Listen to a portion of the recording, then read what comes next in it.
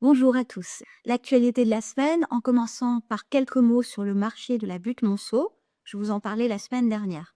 Comme je vous l'annonçais, une réunion s'est tenue entre la ville et le centre commercial, la copropriété du centre commercial, ses représentants.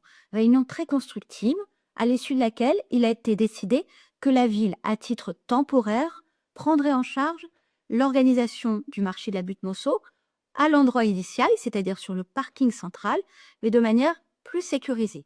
Donc, grâce aux agents de la ville, que je remercie beaucoup, jeudi dernier, un agent a été présent, il a installé des barrières, filtré les entrées et les sorties des véhicules lors du démarrage du marché, et nous avons également demandé aux commerçants ambulants de ne plus stationner sous la poursuite. Nous verrons, dans le dialogue qui s'instaure désormais avec la copropriété du centre commercial, comment la situation évoluera. En tout cas, c'est, je pense, quelque chose de satisfaisant pour tout le monde et surtout pour les habitants de la butte-Monceau. Les autres actualités de la semaine, donc, je suis très heureuse d'avoir officialisé le partenariat entre la ville et le collège de la Vallée en signant une convention avec Madame Mougamir, la principale. La collaboration entre le collège et la ville dure depuis très longtemps, mais cette fois-ci, nous avons véritablement officialisé les choses avec 3 objectifs. D'abord, eh bien, justement, favoriser la coopération dans tous les domaines possibles.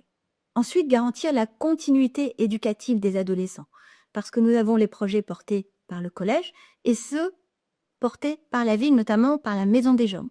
Donc, cette convention va permettre de faire en sorte d'apporter encore plus de cohérence entre les 2 types d'activités. Et puis, développer la vie locale, faire en sorte que les jeunes s'impliquent dans la vie citoyenne.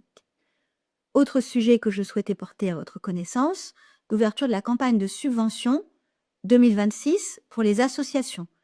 Les associations ont jusqu'au 15 décembre 2025 pour remplir et envoyer leur dossier.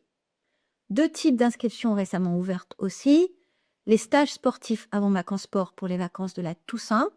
Si vous voulez inscrire votre enfant de la maternelle à la 6e, les démarches sont en ligne sur le portail famille ou en mairie auprès du service éducation sport.